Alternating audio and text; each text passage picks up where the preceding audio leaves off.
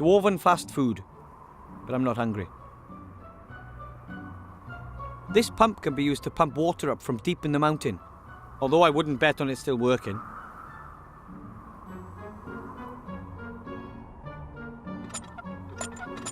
I thought so. Broken. The dwarves have a lot of work ahead of them when they get back. If they come back. Oh no. A very roughly knotted net with loose ends. Maybe it's used for fruit. Although I've never seen any fruit around here, the master brewer prefers heartier fare.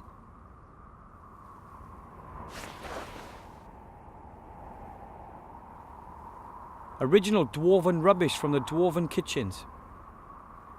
I know. A very roughly knotted net with loose ends. Maybe it's used for fruit. Although I've never seen any fruit around here, the master brewer prefers heartier fare. I call it A History of Dwarven Cuisine, the Last 3 Weeks by Wilbur Weathervane. Ugh. The sun is pretty low. It'll be dark soon. I love our beautiful White Ridge Mountains. It's just a touch quiet around here.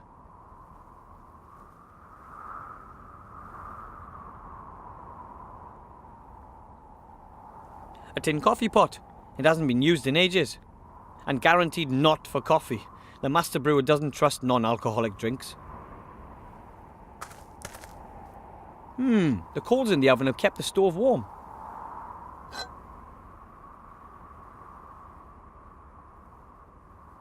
The stove isn't used much.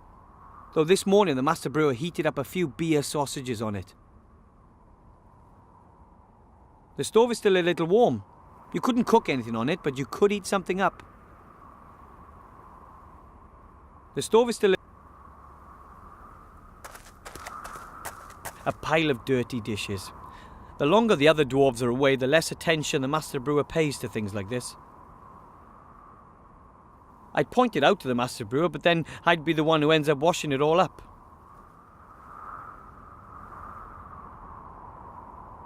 An old, rather dirty cooking pot.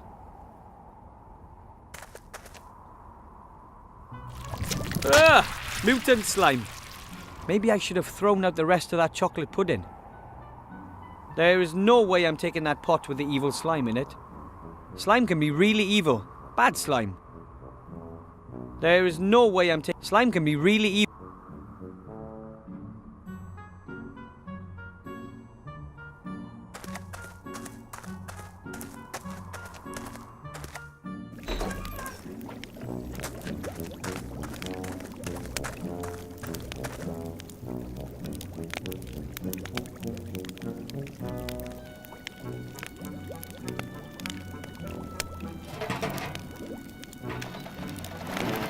The robot gets its energy from rubbish.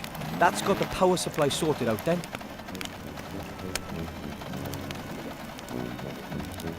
Ugh! It looks like the X100 really liked that rubbish. At least it's purring like a cat. Now I just have to get it to hunt like one.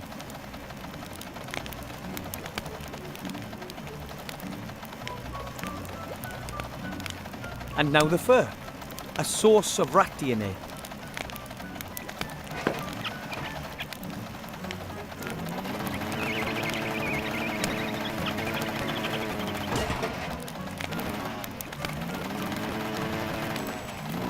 And it's gone. It won't be back anytime soon either. Problem solved.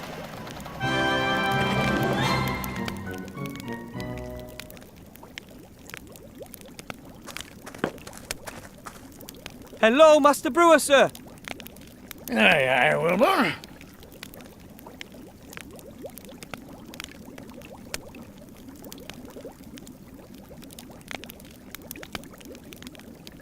The rat's gone. I saw. It's amazing what you little gnomes can puzzle out, eh? The rat's lost his appetite for my hops at any rate. He won't be coming back for a while. Can I call it a day now? Course you can. Safe home, my lad. See you tomorrow. Did you know there's an evil slime living in a pot in the kitchen?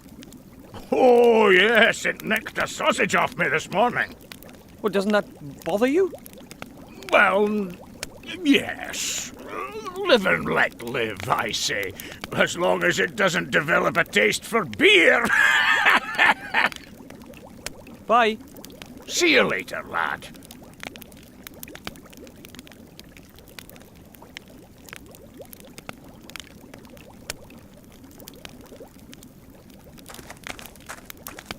And another day ends. And, as usual, I didn't save any princesses, or fight any dragons, or hunt any orcs. I chased a rat off, and I didn't even do it myself. I used a fully automated robot instead. It's going to take more than that before my statue stands next to Knight Tilo in the Hall of Heroes, but I'm going to make it one day.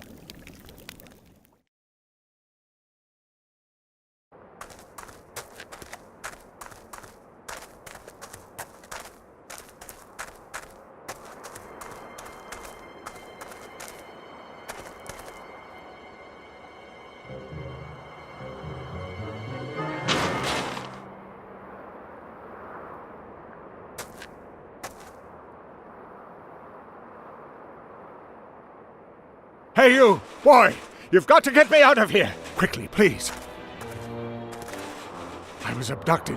An elf freed me. They want... You've got to believe me. I have the key to something that could determine the fate of the war. Listen, boy. It's too late. You see this ring? It's the key. Take it to the human archmage in the town of Seastone. You understand? But... all of our fates depend on it.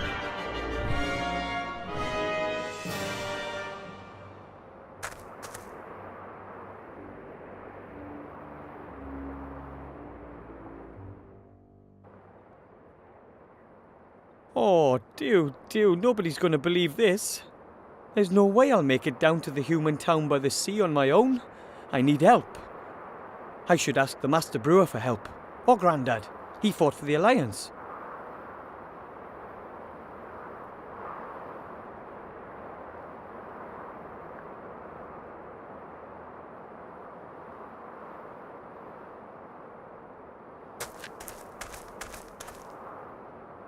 The bastion looks so impressive. However, many of the halls and corridors were never completed.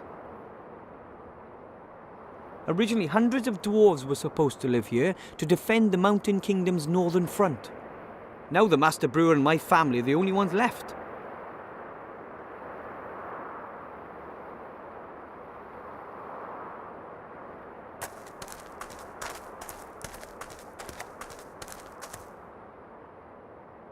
Probably the statue of some famous dwarven leader. I don't know much about their history.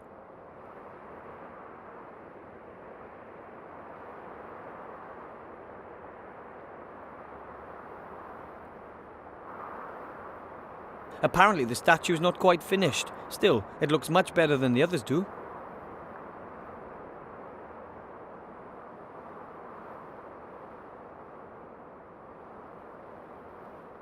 Of course, it's pretty cold all year round up here in the mountains. But this year, winter came particularly early.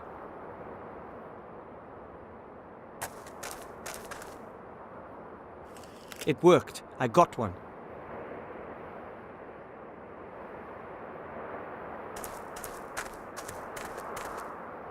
A rolled-up tarpaulin, probably just like the ones hanging all over the place.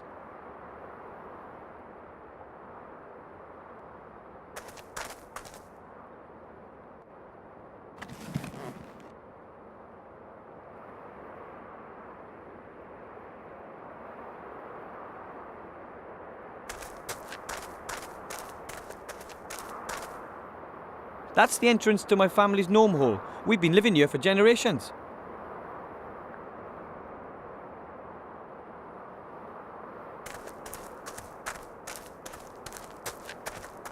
The tarps are supposed to offer the stonemasons a little protection. They have to be pretty tough if they're out there in all kinds of weather. I'm not climbing up there, it's all iced up. I'd probably end up breaking my neck.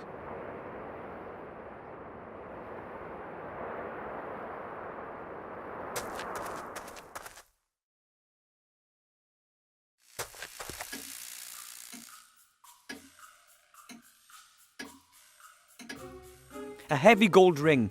Ooh, it feels warm. There is some fine script on the inside, but I can't make out what it says. A crystal clear icicle. I broke it off outside the bastion. A rip-proof tarpaulin with eyes along the sides, surprisingly light.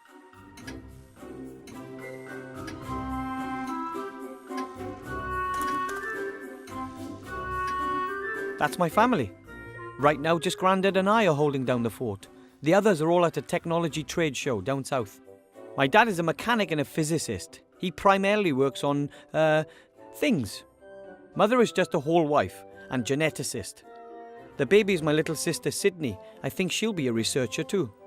She once doubled her baby phone's data transfer rate using nothing but a rattle and a rubber ball. My other little sister is Meggie, my parents' pride and joy. She mainly concentrates on robotics, combat robots to be exact. Grandad is a war veteran and conducts secret military research, whenever Dad lets him in the workshop, that is. Looks like I'm the proverbial exception to the rule. I'd rather go out into the world and become a mage, a hero like Knight Tealo. But someone has to look after Grandad and the Master Brewer. I'm more of a local, unsung hero.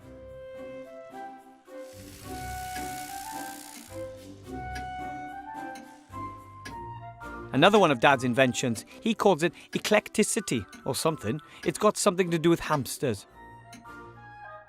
We used to have jelly glowfish all over the walls. I found that a little cozier.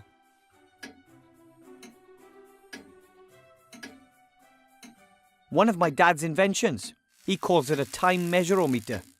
It splits the day into 2 periods of 12 hours each and shows which hour we are currently in. Sometimes I think that thing uses time up instead of just showing it.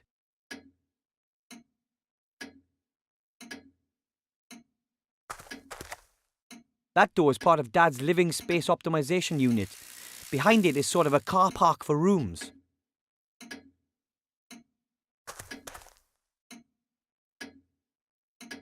A chair. This chair is completely uninteresting. Like I said, a chair to sit on. It's still a chair. A totally uninteresting chair which is absolutely no help to me. Not now, not ever. It is a chair. Honest. Okay, whatever. It's a horse. A beautiful big white horse. What is your problem? A chair is a chair is a chair. I'm not going to answer. The chair, of course. That's the key to it all. Not. A chair. This chair is completely uninteresting.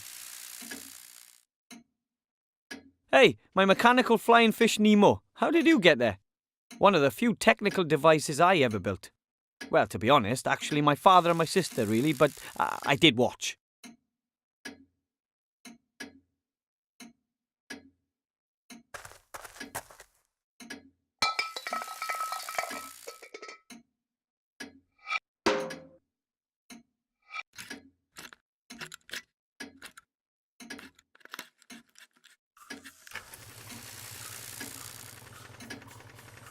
It still works. A solid example of gnome technology, if I do say so myself.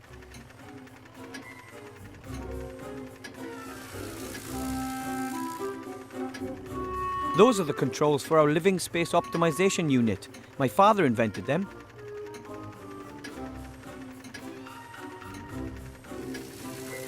Those cogs belong to Dad's living space optimization unit. The machine takes up a total of 3 rooms in our hall.